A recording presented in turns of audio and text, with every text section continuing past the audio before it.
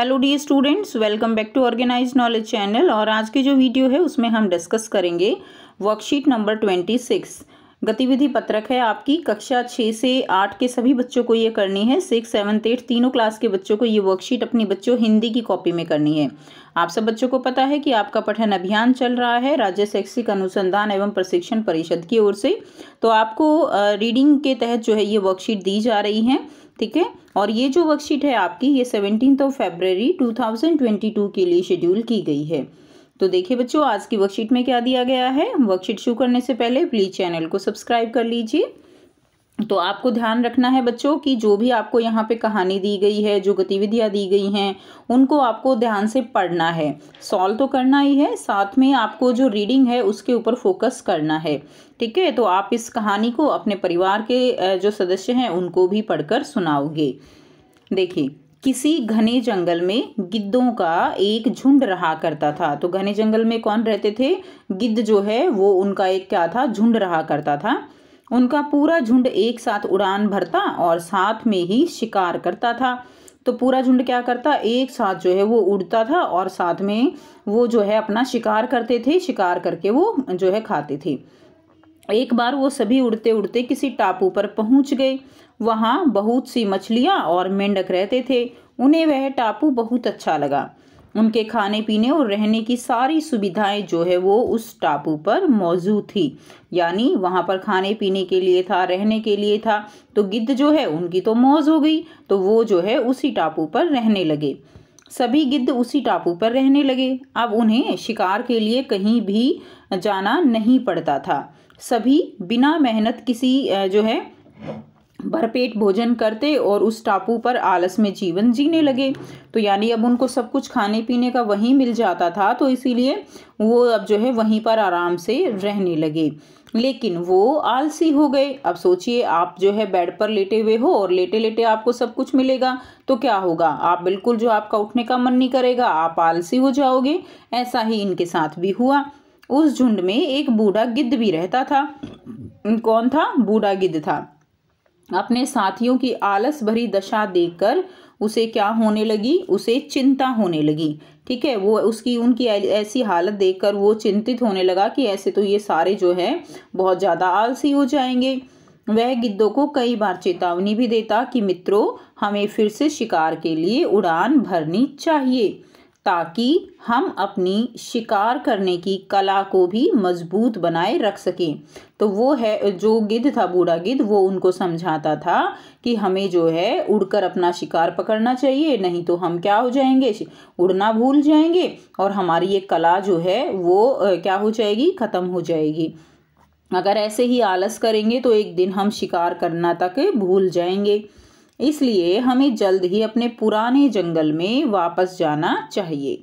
उस बूढ़े गिद्ध की सलाह सुनकर सभी जो गिद्ध थे वो क्या करने लगे, वो उसके ऊपर हंसने लगे। यह कहकर मजाक उड़ाने लगे कि ये हमें आरामदायक जीवन छोड़कर जाने की सलाह दे रहे हैं। इस प्रकार शेष गिद्धों के झुंड ने उस टापू पे जाने से मना कर दिया। इसके बाद वह बूढ़ा गिद्ध अकेले ही वापस जंगल में लौट गया। यानी वो बूढ़ा गिद्ध जो है वो क्या हुआ, वो वापस अकेला ही वहां से चला गया जब सभी गिद्धों ने जाने से मना कर दिया। कुछ दिनों के बाद उस बूढ़े गिद्ध ने सोचा कि बहुत समय हो गया, चलो उस टापू पर जाता हूँ और वहां अपने साथियों से मिलकर आता हूँ। तो उन्होंने क्या किया, जो है वो उनसे मिलने के लिए चला गया। वह बूढ़ा गिद्ध जैसे ही उस टापू पर पहुंचा, वहां की दशा देखकर वह हैरान रह गया। तो वहां की दशा देखकर क्या हुआ, वो जो है बड़ा हैरान रह गया। वहां का दृश्य बहुत ही भयावह था, यानी बहुत डरावना था। उस टापू पर मौजूद सभी गिद्ध जो है वो मर गए थे। वहां पर सिर्फ उनकी लाशें ही पड़ी थी। तो वहां पर क्या था, केवल और केवल उनकी लाशें जो है वहां पर पड़ी थी। तभी उसे कोने में एक घायल गिद्ध दिखाई दिया। वह उसके पास गया और वहां की दशा के बारे में पूछा। तो कोने में जो है कौन पड़ा हुआ था, एक घायल गिद्ध पड़ा हुआ था। तो वो उसके पास जाकर उससे पूछा कि ये सब कैसे हुआ। उसने बताया कि पहले तो हम बिना मेहनत के भरपेट भोजन करते रहे, किंतु समय बीतने के साथ ही इस टापू पर मछलियां और मेंढक कम होने लगे। अब देखिए बहुत सारे गिद्ध थे और वो जो है भरपेट भोजन करते थे, तो क्या हुआ, धीरे धीरे वहां पर जो मछलियां थी, जो मेंढक थे, वो सब कम होने लगे। धीरे धीरे वहां भोजन समाप्त हो गया।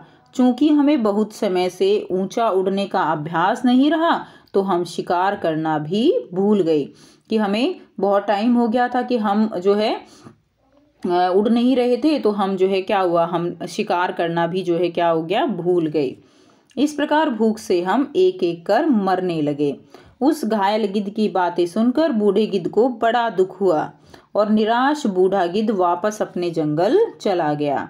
ठीक है, तो बच्चों यहाँ से आपने पढ़ी ये कहानी, जिसमें बताया गया है कि हमें बिना मेहनत के जो हमें मिलता है वो कुछ दिन तो अच्छा लगता है, लेकिन संतुष्टि हमें उसी में होती है जो हम मेहनत करके कमाते हैं, फिर उसको खाते हैं। ठीक है, अगर हम ऐसे बिना मेहनत किए हमें भोजन मिलता रहे तो हमारा जीवन वो आलसी हो जाएगा, हम आलसी हो जाएंगे और जीवन में कोई भी इस तरह का मज़ा जो है वो नहीं रहता। ठीक है, इसीलिए हमें अपनी मेहनत करके ही अपना भोजन जो है उसका गुजारा करना चाहिए। अब आपको यहाँ पर देखिए 4 क्वेश्चन दिए गए हैं, 1 बाय 1 हम चारों क्वेश्चंस के आंसर करेंगे। पहला प्रश्न है, दी गई कहानी में जिन शब्दों को पढ़ने और अर्थ समझने में कठिनाई महसूस हुई उनकी सूची बनाकर अपने घर के सदस्यों या अपने शिक्षक शिक्षिका से उन शब्दों के अर्थ और उच्चारण सीखिए तथा अभ्यास कीजिए। ठीक है, तो जो भी आपको कठिन शब्द लगे हों वो आपको यहाँ पर लिखने हैं। जैसे पहला हमने लिखा, ठीक है, झुंड। झुंड का मतलब क्या होता है, समूह। टापू, टापू मतलब भूमि का ऐसा टुकड़ा जो चारों ओर से पानी से घिरा हो, उसे क्या कहा जाता है, उसे टापू कहा जाता है। नेक्स्ट है चेतावनी देना। चेतावनी देना यानी सावधान करना।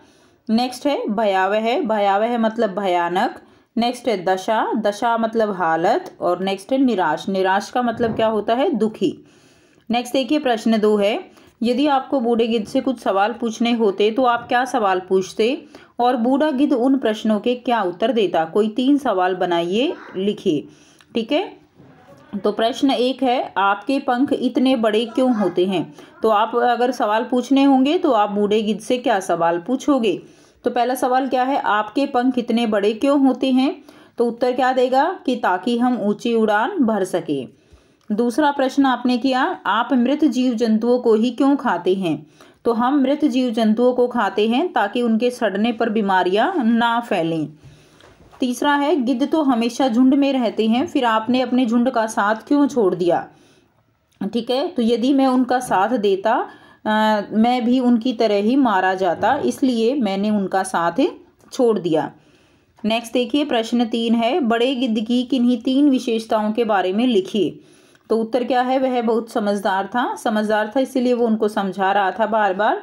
वह बहुत अनुभवी था। और तीसरा है, वह बहुत दूरदर्शी था। ठीक है, यानी दूर की उसने सोची, तभी उसने उनको सलाह दी थी कि हमें जो है वापस चले जाना चाहिए। उसके बाद नेक्स्ट देखिए प्रश्न 4 है, इस कहानी से आपने क्या सीखा, अपने शब्दों में उत्तर लिखिए। तो इस कहानी से हमने यह सीखा कि हमें हमेशा मेहनत करके ही भोजन खाना चाहिए। यदि बिना मेहनत किए भोजन मिल जाए तो हम आलसी हो जाते हैं और एक दिन हमारा पतन हो जाता है। तो ये आंसर आप लिखेंगे। ये जो है सीख हमें इस कहानी से मिलती है। सो ये थी आपकी आज की एक्टिविटी शीट। आई होप सभी बच्चों को ये क्लियर है। कोई भी डाउट है तो पूछ सकते हो। एंड वीडियो अच्छी लगी तो लाइक कीजिए, शेयर कीजिए। Thanks for watching.